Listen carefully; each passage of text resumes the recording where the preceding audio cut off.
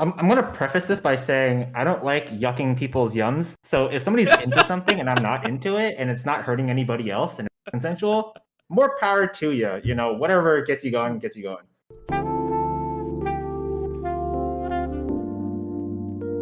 What's your vision of an ideal first date? For me, as I get to know myself better, I realize that I like to like curate create experiences for people, especially obviously the person I care about.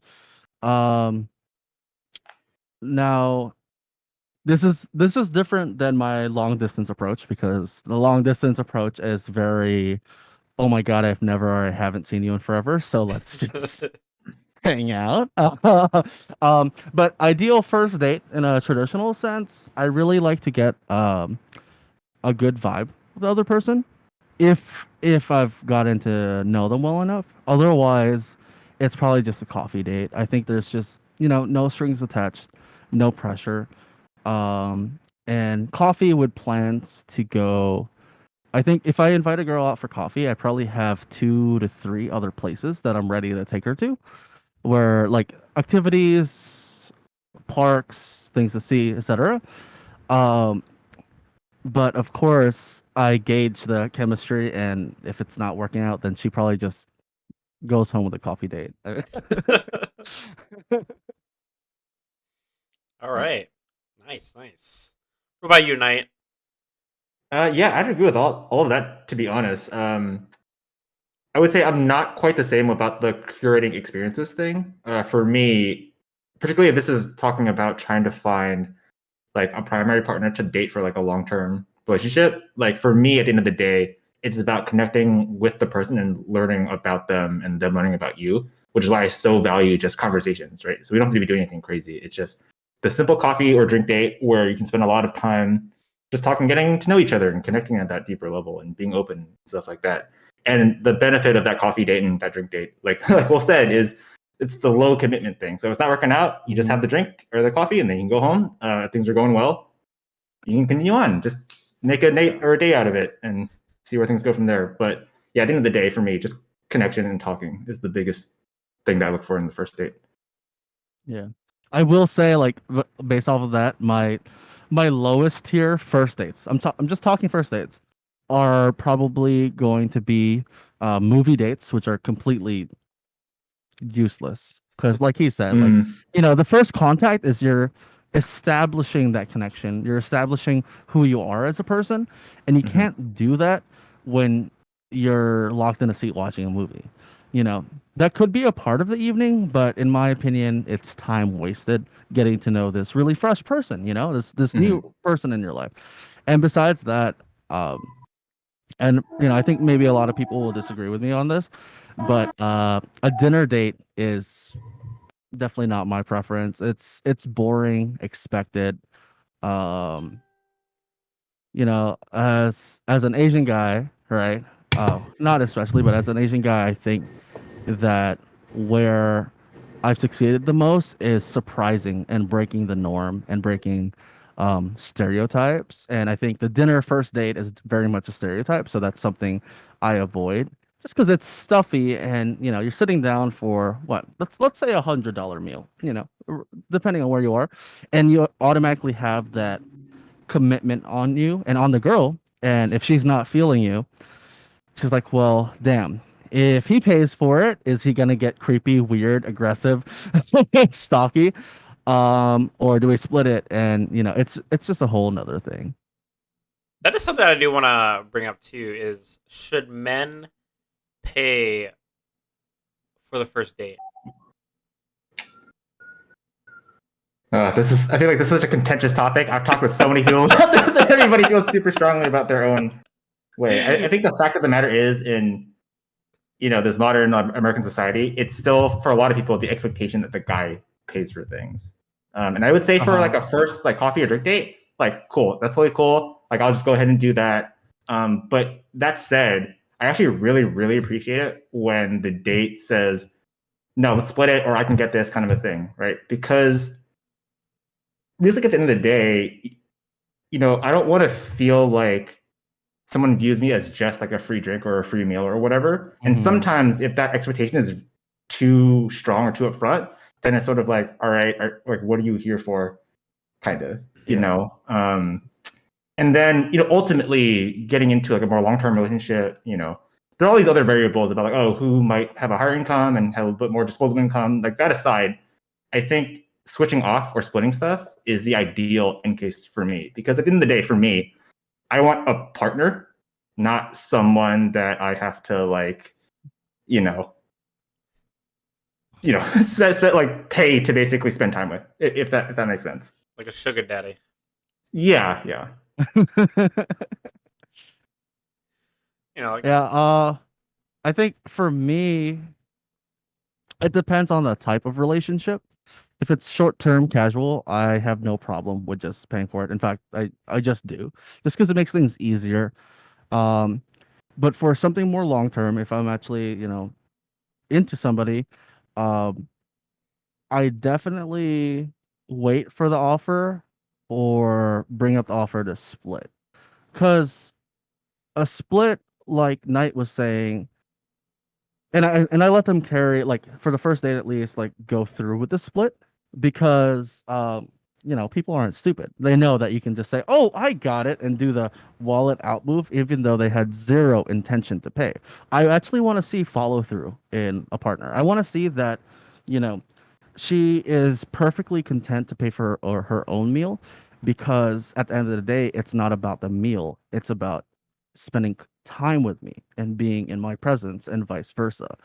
So yeah, I'm big on the split, and I think that's if you're really feminist and you want equality, you should be down with the split. Yeah, that's good here. Ooh, But shots fired. that doesn't mean that I don't want to pamper and spoil someone, but like, I'm not gonna do that with a stranger. You have to earn it. You know what I mean? You have to show me that you're a person that's worth it and that I want to spend time with, and then we'll do the thing and go back and forth. And then, yeah, if it's a very long term relationship, then overall the split is gonna be the best option, because this ain't the 1950s. It's Right. 2021, and it's very rare that one person can bring home all of the bacon.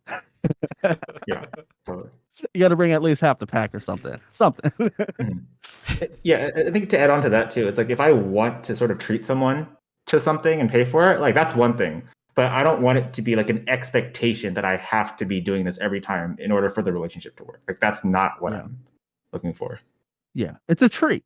It should be for Yeah, anything. exactly. Like when you take your buddies out for a round of beers or whatever, like, you don't expect someone to, and it's just like, I get it. The romantic relationships are different, but at the end of the day, like, no one wants to feel taken advantage of. Mhm. People want to feel relatively equalized, and I think that's a simple way to do that.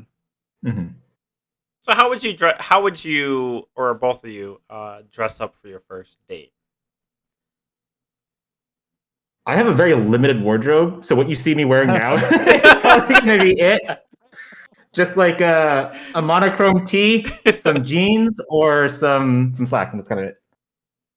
There we go. Also, because Simple. again, for first dates, coffee and drink date, like depending on where you're going for your drinks or whatever, be another thing. But like for the most part, it's pretty chill and casual, so it doesn't have to be the whole dress of the nines Yeah. thing. Yeah.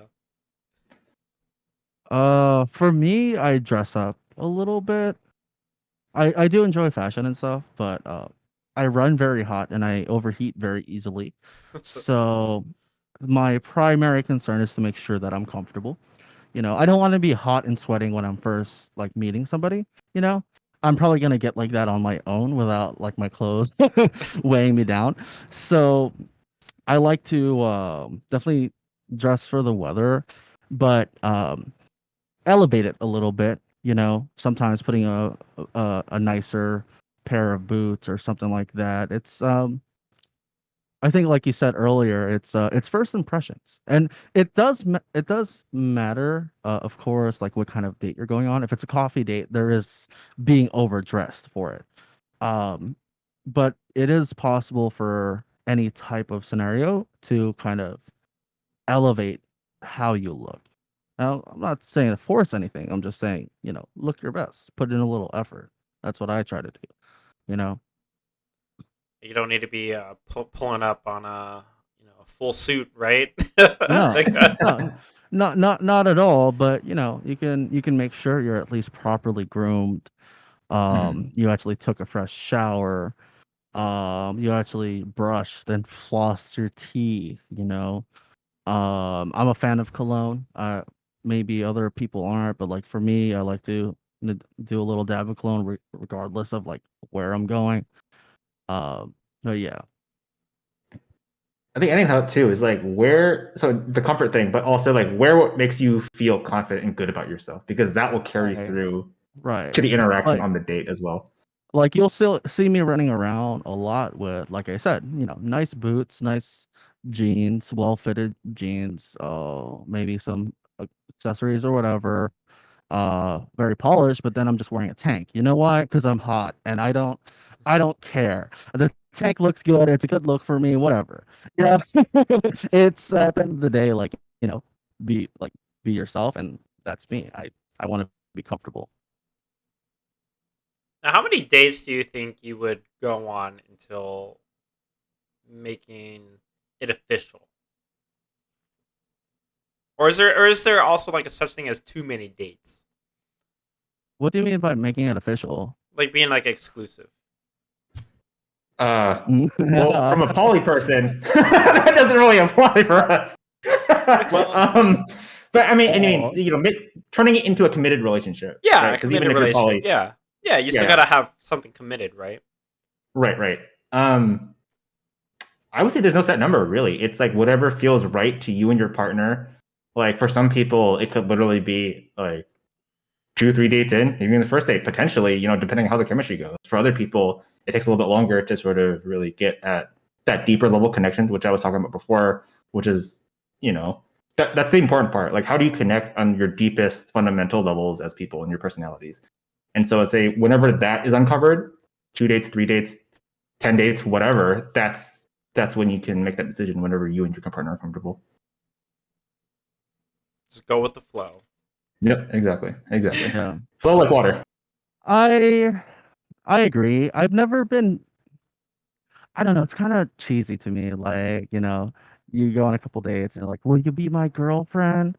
Like, I don't know. I don't know how to start that conversation. I don't really do that. It's just, and not intentionally, even just because it's what I want to do. I make it abundantly clear that I want this person in my life more. You know. So some things like some types of meetups or whatever just become like second nature. Um, for me, where things get clearly defined is if the relationship moves to a next step. So, um, moving in is obviously a milestone. Um, and I guess like the expectation of seeing each other. If you're seeing someone more than twice, I would say a week, it's pretty clear that, you're a thing. But again, like Knight said, as a poly person, it can get a little blurry. Some blurred lines there. Now, what kind of like challenges have you faced as uh like culture wise? I'll go first because it's easy for me, but like I really have not run into any sort of clash issues with partners, thankfully. Maybe I can chalk it up to being, in an area that is more diverse and people are sort of more understanding and accepting of these things. But yeah, I count my blessings and say that I haven't really run into many issues like that, thankfully. Not that I can think of. No, no major issues. Yeah. That's good. Yeah. Maybe we're lucky. I don't. Picking the right ones then, right? Totally. Apparently. Yeah. So besides that, have you experienced any prejudice? It could be partner or not partner. And if so, how have you coped with it? Again, owing to the fact that I live in a pretty diverse sort of metropolitan area, have not experienced many instances of racism or bigotry. At most, it's like a really like throwaway comment, and I'll like just let it wash off because I'm not gonna get bothered by something random like that. And then in terms of relationship wise, I've actually experienced the opposite, which is like support from people. So I remember with my at the time girlfriend, we were just out and about. Like just some sweet old white lady was walking up to us and said, "Oh, you two are so cute together." And I was just like, "All right, that's great. Just validation." Like people see this as a positive light and a positive turn, and so I just sort of accepted it, internalized it, and so sort of made my day in a small part at least, and that was kind of nice. I think for me, well, what comes to mind right now is actually a little like memory I have from high school. This Asian girl was very prejudiced against Asian guys. She openly said that she wished more Asian guys. Not she wished. Verbatim said like more Asian guys should be like white guys. And you know, that's I think that's a big thing that a lot of Asian American men can relate to. I feel like there's definitely a disconnect with, at least for me, with Asian women. I'm not saying that all Asian women are like that, but I think definitely more than I'd like, or that that should be. And it's just culture. It's culture, you know. It's I think as the model minority in the United States, it's confusing for either gender to be Asian, you know? At times, at least, at times, you know? So how has it gone with like your respective families? Like as far as parents, relatives, siblings. If you have siblings. Right. I think it was a bit of a surprise at first for my parents. Traditional Chinese family is sort of like, oh, you're gonna date and marry, an Asian, if not Chinese girl, right? And even during the relationship or that relationship at the time, at one point it was like a heated argument that was completely unrelated to something else. My mom throws out the line, all right, you can date her for now, but you better marry a Chinese woman. Like that kind of a thing that came out. And at the end of the day, you love who you love. You're not going to sort of compromise that just for the sake Yeah. of, you know, parental approval. I know some people might prioritize that higher than, the relationship, and, you can practice your life the way you see fit. But for me, at least, I don't want to compromise like who I am, who I love for that. So what kind of advice would you give to someone that is going through that? It's tough because every parental dynamic is different and every family is different. The best advice I can give would be, frame it as a way of saying, this person makes me happy. If you love me, like you will love this other person and the relationship because it makes me happy. Like if you want what's best for me, this is what's best for me. And so support me. So it's like a reframing of the relationship in and of itself. What about you, Wolf? Oh, I'm Filipino, so like most of my family has been welcoming of anybody. Although I did date a black girl in high school, and my grandma, like, it was a joke, but she was like, "Oh, she's black, she's gonna steal all of your money." No. Of course, I corrected her. I was like, "Damn it, grandma, you can't say that. You can't say that. That's wrong." Oh my gosh. Um, but yeah, besides that, it's it's it's been smooth. I mean, like I said before, I get along with most parents except for the one Chinese girl that I dated. Her parents hated me, but you live and let live. So how significant is it for you to introduce your partner to your parents and vice versa? Um, I'm very close to my family, but I'm definitely a very private person, so it's important at some point, but I don't feel like a rush to do it. It's not like a certain stage of a relationship is held by the requirement of meeting my parents. You know what I mean? It's just something that will probably happen if I'm with someone long enough and seriously. Uh, but yeah, for me, it's not really much of a big deal. Hmm. I I would say for me, given that family and my parents in particular are such a major component of my life, it's just easier to sort of merge those spheres in a way, at least getting the introductions out of the way so that, they're aware of each other, they sort of know about each other a little bit, and that way I have to like dance around the, oh, where'd you go that weekend? Who you like, who you hanging out with, kind of. And so I'm not like beholden to share that, like an adult and stuff like that. But because my parents are that close in my life, like I feel like I would want to share these things with them. So I'd say I'm not going to share like super casual relationships or partners, Yeah. but for anything serious or committed, for sure, I would say that's a pretty important piece for me at least. Now, it's pretty interesting, right? Because you two are poly. Now, Mhm. have you brought it up to your parents at all, or maybe family members? Do they know about this? For me, definitely not my family. I've only pretty close friends about that. Uh huh. They're super Mhm. supportive, and sort of like, you got to pick your battles, kind of a thing. And so with my parents, at least, they're super traditional. So I think me floating that probably would not go well, or probably isn't worth the exposure, particularly if I don't have a non-primary partner who is super super close with me and has like a super deep relationship in the same way that I would have a primary partner. If that were to happen in the future, by some chance, then sure, maybe maybe revisit that. But for the time being, at least, I see it as introduce primary partner, and that's sort of all that I really need. Now, what about when let's say you do have two partners now, and you are committed?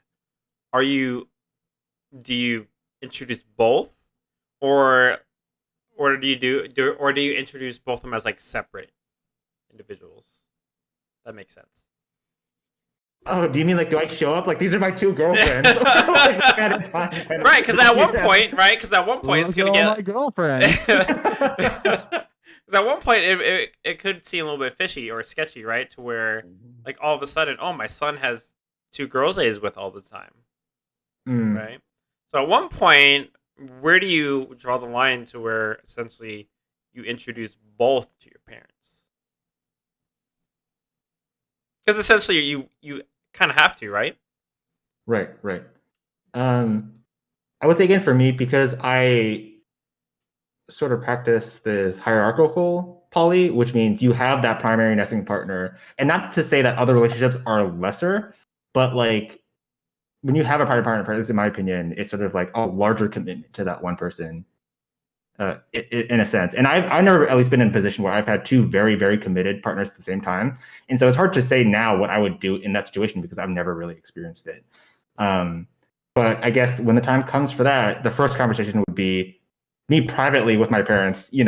So this is the lifestyle that I live. Let me explain this, and then depending on how that conversation goes, then introduce the other partner. Yeah, I think it's really important that you brought up to where if all parties are committed, right? Yeah, yeah. Yeah. What about you, Wolf? Bringing it back, I definitely think that like, my grandparents and older um members of my family wouldn't understand really. So and it's not that I would hide it from them or anything. I'd love to be honest, but it's just not something I would bring up because it's just a point of confusion and not really worth getting into. Now, with my parents, that's different because I'm obviously, you know, a lot closer with them.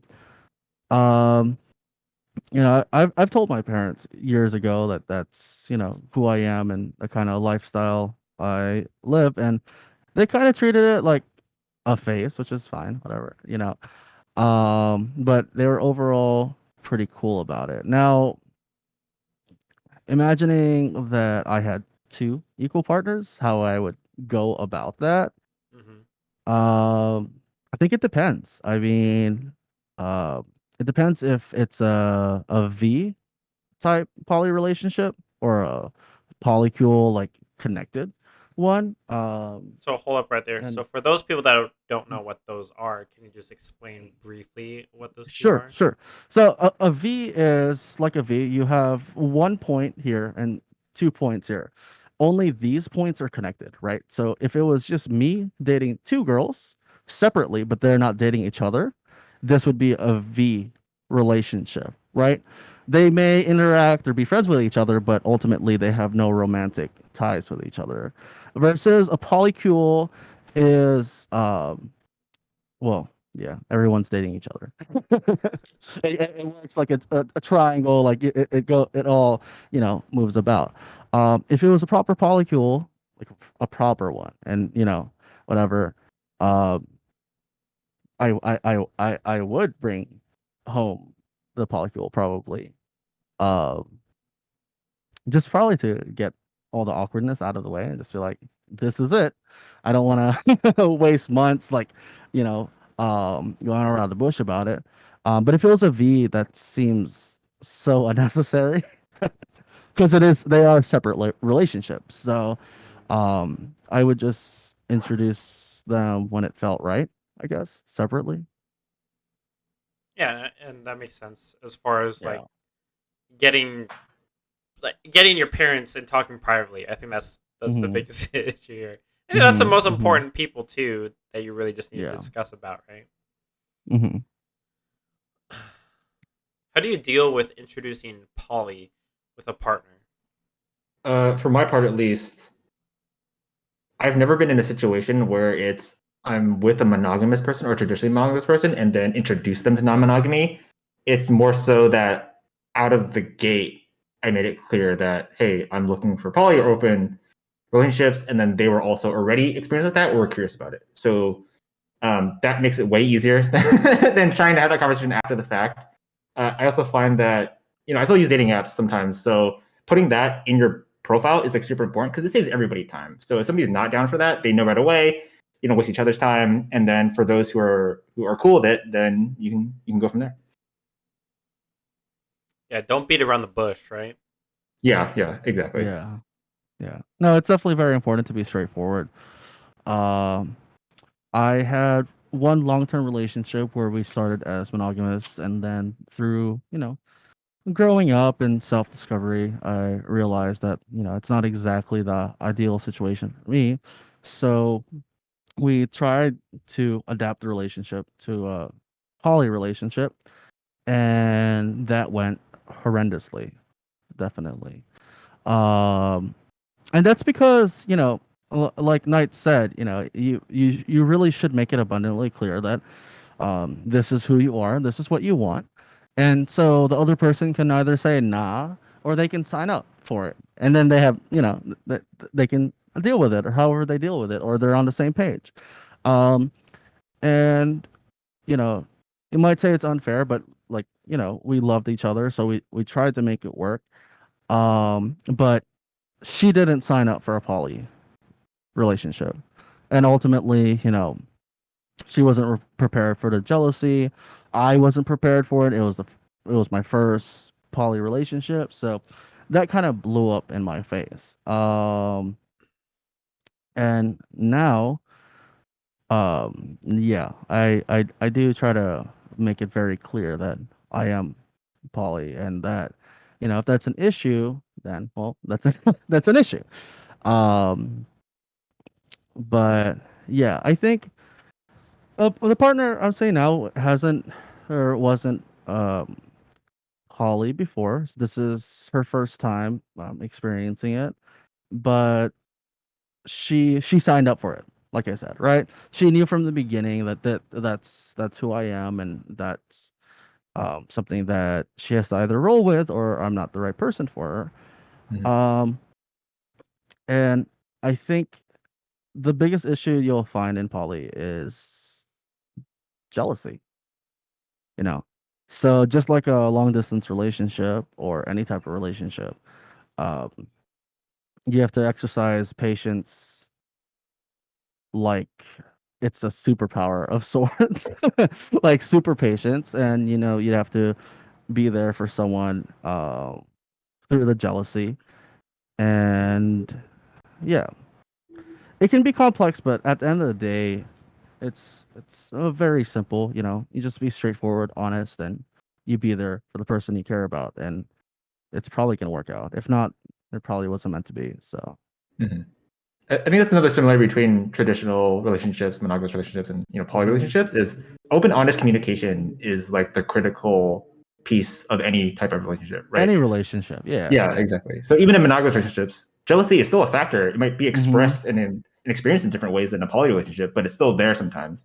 Yeah. So so long as you and your partner are able to openly communicate that with each other in like a safe space and understand where the other is coming from, that will get you through the toughest parts, I would say. And I think sort of going back to the question about, when you put the label of like dating on or something like that, I think when you're ready to sort of go through the tough spots and work through that, that's the sign of a committed relationship. Whereas, something more casual, you might just say, "Oh, this is a tough spot. I'm out. See ya." Kind of. Yeah. Oh, 100%. I agree with that. Yeah. Is there a question that you constantly find annoying that white females always ask you? Anything related to K-pop. I find that a lot of people, not just white girls or white people in general, but a lot of people assume that I'm into K-pop, and I'm not. I enjoy K-pop. I think there's a lot of talented people in that arena, but it's not my thing. So, yeah. I actually find myself asking that question to someone else. Because let's be real here. Like, if a woman is like into dating Asian guys or even prefers to dating Asian guys, there's a high likelihood that she is also into K-pop. Then, at least that's been my experience. But I don't really find that question annoying per se. It does happen. I've gotten questions in the past of like, "Oh, what kind of Asian are you?" I wouldn't find that annoying because it's a curiosity. I'm happy to answer that and sort of share a bit more and their culture and stuff like that. Where it becomes a problem though is how it is asked. So it's like, "Oh, what is your ethnic background, or what is your heritage, or what kind of Asian?" That's all fine for me at least. It gets to a problem when somebody says, "Where are you from?" and you say, "Oh, so and so." "Oh, no, but where are you from? Like, where are you really from?" Like that gets into annoying territory for sure. Yeah, 100%. Especially if you're born from America. They're like, "Oh no," Yeah. And then sometimes if they get the hit that you're like born here, they go back a generation. Or where are your parents from? And then for people who are like multi-generational Americans, like that's just gonna keep going down the line, right? Until somebody gets tired. And then the next question is, "Oh, do you speak the language?" Mm-hmm. Yeah. Oh, it's always funny. So, speaking of K-pop, right? So with K-pop, K-pop has always been a thing, right? But with all like the boy bands, right? Because essentially, like BTS wasn't in my opinion, wasn't like the main reason as why like K-pop was like huge. I personally think like Psy also brought up a big point in it, but yeah. What does K-pop bring to Asian males? Well, like you said, I think definitely Psy exploded that whole movement and the popularity. But I think K-pop brings just definitely a lot of recognition to Asian culture, and specifically to Asian males being, an object of desire, right? And yeah, I think K-pop in general has had a positive effect for me and from what I've seen. Yeah, I would agree with that. It's just about sort of fighting back those previous decades or centuries of Asian males being made non-masculine or undesirable in older media, and like K-pop is helping to move the culture in the opposite direction. So they are desirable again, or we are desirable again. And I think another part of that too is sort of bringing to the forefront that not every man is going to express masculinity in the same way. So like the way that K-pop stars or idols or whatever are desirable is not going to be the same way that the quote unquote traditional Western male is desirable, right? So K-pop stars, and then you have like Chris Hemsworth types in Western culture, like Thor and stuff like that as well. And so I think just sort of opening up like the acceptance of, oh, they are also men. They are also desirable, just not in this way that the West has traditionally deemed desirable. Do you think like certain, you know, Asian ethnicities have it more difficult to date than Koreans? I think in the past, I thought that if you're not of the East Asian ethnicity, so like Korean, Japanese, Chinese, like it would be more difficult because a lot of times when people think Asian, their mind does jump to those particular groups. So if you're outside of that, my perception at least, and not being from one of those groups, is that it was a bit more difficult, but I could be wrong on that. Yeah. First and foremost, I'm American, right? Mhm. But after that, I really identify as being more Pacific Islander because I'm Filipino. And there definitely is some distinction there. Definitely a lot of the K-pop fan girls are into that kind of look, you know. Um, and um, I don't necessarily think it's harder for other Asian ethnicities, in that realm, but I do think it is different because there's just different expectations, you know. Um, and I've encountered some girls that have like straight up said like, "Oh no, I want a Korean or Japanese boy." I'm like, "All right, that's fine, you know, Mhm. go get it." Right. Yep. But yeah, I think the the one Asian race that has it the most bad is Indians across the board Mm. because I think everyone's a little bit confused as to whether they're Asian or not, even though they technically are. But Yeah, then people don't technically consider are. them Asian, you know. Yeah, It is kind of funny because yes, whenever I talk to people, usually it's like, oh, you know, there's Asian and then Indian. You're like, yeah, Right. the same thing. yeah, Um, yeah. now, why is there negative stigma surrounding you not being Korean? Because kind of what Night brought. Because I have seen this to where if you weren't of that ethnicity, right, a lot of guys feel that they don't have a chance. You know, hmm like why is that? I think it's just due to media, like what we've been talking to before. It's media and exposure. For the most part, you're seeing K-pop boy bands. Um, and you know, I won't deny that they look good. You know, there's a reason why so many people are attracted to them. Um, but because that's what they're exposed to, that's what people grow to like. You know, you can't like, I don't know, chocolate if you've never tasted or seen chocolate in your life. How can you like or be into something that you don't know exists, right? And while a lot of Asian cultures are very similar, the type of builds and stuff, there is a lot of distinction and differences there. So, you know, like for me, I get dark as hell. I'm a brown man. I get really dark, right? And that's not something that you associate with K-pop uh boy idol, you know, because very pale and they've got that whole look, which is cool, but it's just different expectations because of media and exposure ultimately. Mhm. Yeah, I think to add on to that too, like if someone says, I will only date Korean men or I will only date East Asian men, that is not someone you want to be dating in the first place, right? Because Yeah, they ultimately fetishize that Yeah. group, right? And so if you're trying to talk Uh-huh. to someone, it's like, oh, do they like me for me or just because I belong to this other group? 'Cause in my Mhm. in my eyes, that is as racist as choosing to not date a specific group, like I wholesale. mean, it literally is. Yeah, yeah, literally. It is. It literally is. It's a different side of the same coin. yeah, exactly, Yeah, it exactly. is. Topic that I like to talk about is a negative outlook regarding Asian males and online dating. What are your like point of views?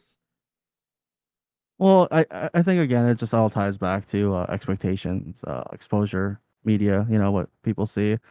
Um,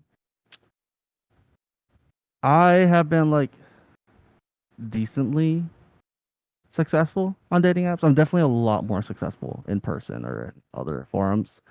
Um, I know that there's that study saying that black women and Asian men are like at the bottom tier, and I think that just goes to show how much prejudice and conditioning is built into our society. A lot of people think that black women are too aggressive to be properly feminine, and that a lot of Asian men are too passive to be properly masculine. Even though that those definitions are on a sliding scale.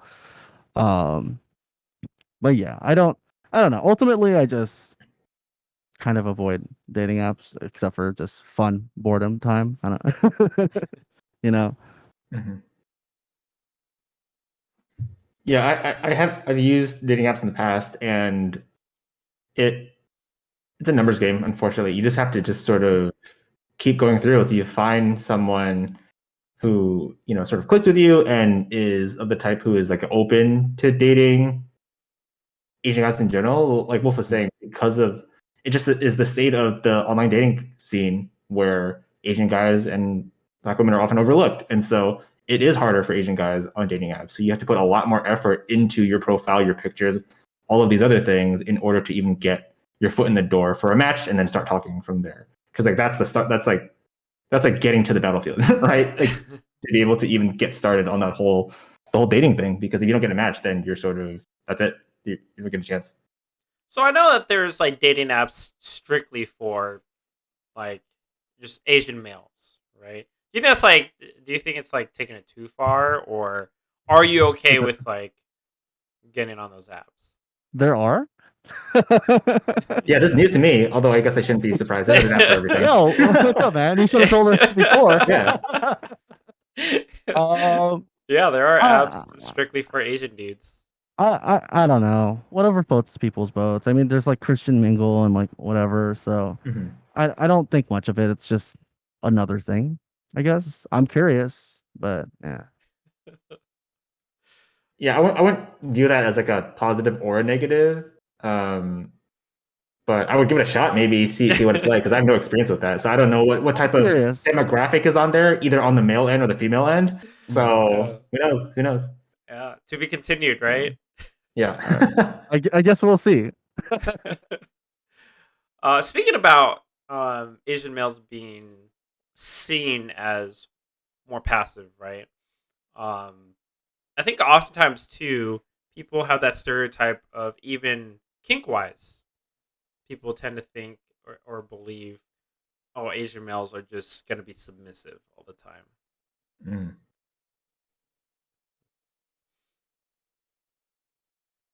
Uh, I don't know if I've ever actually encountered someone with that perspective or assumption that Asian males are submissive or anything.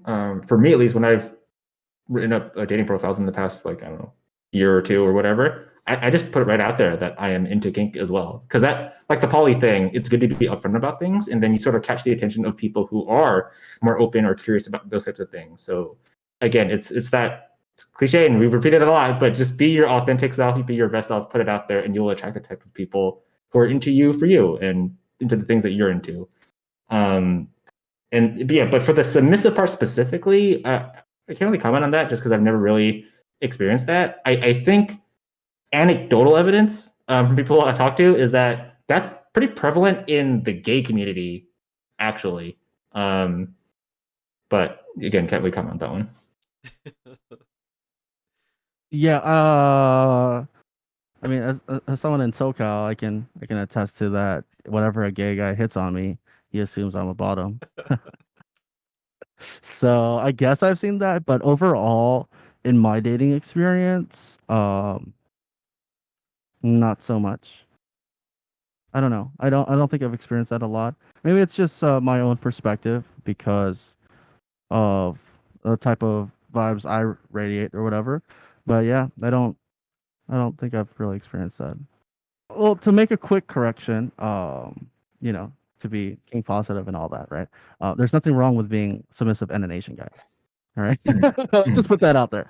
It's the assumption that's the problem, and yeah, again, not really. And is location of where you live always, gonna determine whether or not you get a date? Granted, I've only lived in a handful of areas, and the handful of areas that I lived in are relatively diverse, so I can only speak to that experience. That's fine. But I feel like when there's more of a group around, it's a bit more normalized, and you might have a better chance. Also, just speaking from pure just like population, if you live in a more densely populated area, you will have more options because there are literally just more people on, available to connect with, whether it's on apps or in person or anything like that. So you just have more chances, I would say. Yeah. I think for me, having lived in more of a suburban uh place with mostly white people and urban areas with a good mix, um, there are pros and cons. I think definitely the smaller the town is, probably at this point, in the United States, it's probably going to be harder for an Asian guy to find a date. But in your average size city, at least for me, I've seen that it can work as a big pro because you're kind of exotic and different, especially if you carry yourself well and you're not your stereotypical like bookish nerdy Asian. Uh, but and then on the other hand, if you live in a larger city with a better mixture of people, you'll just find that it's more of a non-factor. That your race doesn't matter because, well, it's diverse. So it doesn't matter. Yeah. No, I agree. Now, when you're talking to your partner, when do you talk to your partner about kink? How do you approach it? For me, at least, again, like when it comes to dating profiles, at least, like I just put it out there right from the beginning, so they're aware of that. Sometimes they lead with, "Oh, what kinks are you into?" Right out of the game. All right, well, that and start talking about. You're like, Other damn, all times it's right. just, yeah. Other times it's just you have a normal conversation. There have to be a little bit of flirting going on, and then I think that's part of what Wolf was saying before about just gaining social experience and know, all right, the flirting is going well. Let's like take it up a notch and start talking about these things more openly. And that's again sort of why I feel like I personally at least have ended up going on dates with more Caucasian women than non, just because they are more open to these types of conversations in general, and it's just easier that way. So it's a combination of being upfront to begin with, and then having that social experience to know when the flirting can sort of escalate into some more open discussions about kink and sexuality. Yeah.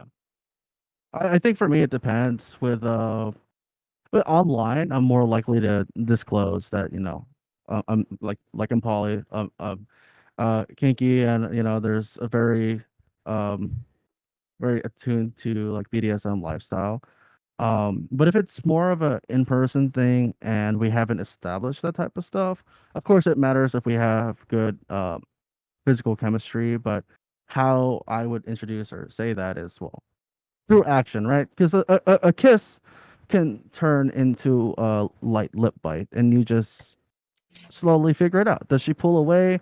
Is she, like not so into anything aggressive or whatever? Then you take note of that. And worst comes to worst, like Knight was saying, you either ask questions or you just verbatim say, "Hey, do you like this? I like this." It doesn't matter as long as you're communicating well and paying attention. Yeah, paying attention is really crucial. Yeah. Mhm. So for people that are like maybe nervous about joining an online community, what kind of like suggestions or advice you would give to someone that's maybe on the fence about it? Again, I think the important part there is just like it's a community. So don't go into it with the mindset that, oh, this is a dating platform specifically. I'm going to find a partner kind of a thing. Just go out there. In Rising Moon specifically, there are channels dedicated to a bunch of stuff, right? Animals and pets, fashion, art, books, movies, whatever. There's always conversation going on about any particular topic. So again, just find the topics that you're into, engage with other people in like a friendly way, and then people will pick up on how you interact and what your hobbies and interests are, and then you can connect with people that way. And then if something naturally develops between you and someone else, then that's great, because like we were saying before about socializing, in real life, you have to go to some event or some venue to do that, right? Whereas at least with these online communities, the barrier to entry is so low, right? It's so easy to just hop on and just like chat on and off here and there. So it's even less anxiety inducing than doing that, I would say. So if you're nervous, don't be nervous, because it's probably like the least anxiety inducing or platform to sort of meet people. Yeah, because Yeah. you can do it on your computer, on a laptop, Mhm. your phone. Mhm. Yeah, no excuses. Yeah. For sure. I think Knight nailed it. I would just say, just do the Nike thing. Just do it. Mhm. At worst, the worst case scenario, right? Like barely doing anything is you join, you maybe say hi once or twice, and you lurk for a couple days and see how it is. If you don't like it, it's the internet. You just leave. You get Yeah. up and go about the rest of your day. Whereas if you're feeling more nervous, just lurk for a little bit, see what kind of conversations are happening, and like like Knight was saying, we have like so much going on about different topics. Like I guarantee anyone will have something to say about something, and you just jump Mhm. in and start from there and get to know people. That's it. You know. Yeah, just hop on in. Join up. Just say hello. Just do it. Just do it. Hashtag not sponsored. Okay, but Not yet. not yet, right? Like, so if you talk about poly and like getting into like marriage, is marriage a thing in poly relationships? It definitely can be. Like there are different flavors of non-monogamy and poly. So it's just about what you and your partner or partners feel is right for you. Some people don't believe in marriage and they don't want to get married. That's fine. Other people do. Some people have like a flat hierarchy, which is like all partners are equal. Um, Others practice hierarchical poly, which is like, oh, I have my primary partner, potentially my spouse, and then other partners besides that. And then, like Wolf was saying, there could different shapes involved. You could have these, you could have polycules, Different shapes and squares, colors. whatever, Different shapes and so yeah, colors. whatever geometry floats your boat. Well, personally, I'm not big into the institution of marriage. I think it's antiquated. Um, but generally speaking, I think that's right. It's just whatever you feel comfortable with. Well, first of all, I'm not sure it's legal to be married to multiple people entirely at certain states or federally. I don't know the laws on that, because that's called polygamy, not polyamory. And there's a difference there. Um, but yeah, for me personally, it's not really important. If a partner of mine, she always dreamed about getting married and she wants to get married, then of course, I wouldn't mind that, to make someone happy. Uh, but it does nothing for me, at least. It's just, you know. What if you end up having kids with one of them? How does that work in that dynamic, and does it change the relationship at all? Uh, I mean, yeah, that definitely complicates things. Uh, Again, speaking for myself, I don't have any intention of having kids. Okay. And I've thought about it pretty thoroughly. If I wanted, I'd adopt for personal reasons. Um, so yeah, that's not really an issue, but just to entertain that idea, I think polyamory and raising kids can be a very beautiful thing because with multiple partners, you kind of become like a little tribe, you know? And even if it's like a V and separate, obviously everyone cares enough about each other to take care of each other. So from the child's perspective, yes, it may be confusing when compared to the mainstream.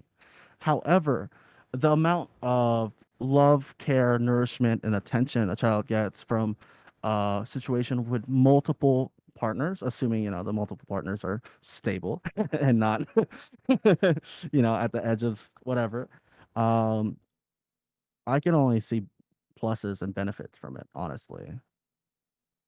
Yeah, I'd agree with that completely. I mean, we just like not talking about kids, just talking about just having poly triads or more. Realistically, that's like another income stream, another set of hands to help with like household things. So it really is like Wolf was saying, a tribe. So things just get easier Yeah. from a logistics perspective, when you have like another working adult in the mix, I would say for In a sure. way. In a way. In Yeah.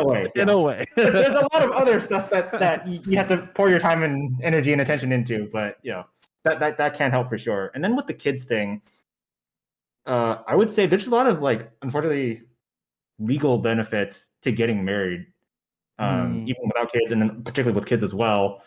I don't know all of the exact things, but I know tax implications, power of attorney, custody, all these other things are in the mix because our society is built around the traditional monogamous two-person, two-adult household kind of a thing, right?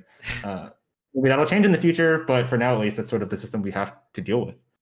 This is like totally just a random topic. What do you think is the weirdest kink that's like popular that you think is weird? The weirdest that's popular? Yeah. Or what do you think is just weird? I'm going to preface this by saying I don't like yucking people's yums. So if somebody's into something and I'm not into it and it's not hurting anybody else and it's consensual, more power to you. Whatever gets you going, gets you going. But I've never been into feet. I just don't get it. Like, again, not yucking anybody's yum if you're into that. It's just one that I've never been into and I don't quite understand, but it is what it is. And I'm so offended now. No, I'm just kidding. Is that why you were looking at my feet? No, yeah, I don't get that one. Now, don't get me wrong. I can appreciate like nice toenails or whatever, nice pedicure. But it's just not like a huge point of attraction for me. The one I don't get, and it's a trigger warning for you men out there, is sounding. Oh no! Oh. For those that don't know what sounding is, okay, do explain what sounding is. No, you explain what sounding is. Sounding is basically putting anything inside the penis hole. Yeah, that's Education by Wolf. That's it.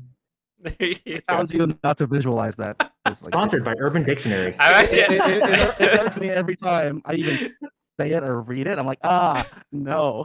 I actually didn't think you were gonna actually say it. So we had to cut out that whole segment. It's educational. Oh, that's funny. All right. But yeah, that's all I got for you two today. Thanks again, Knight and Wolf, for joining today's podcast, episode 2. And everyone else, thanks for listening to the very end, and make sure you follow us on social media. Don't forget to hit that like button, subscribe to our YouTube channel as well, and make sure you join our community, because that way you get to talk to both Knight and Wolf. Awesome. Well, you guys have a wonderful day. Have a good one. Thanks. It's been fun. See ya.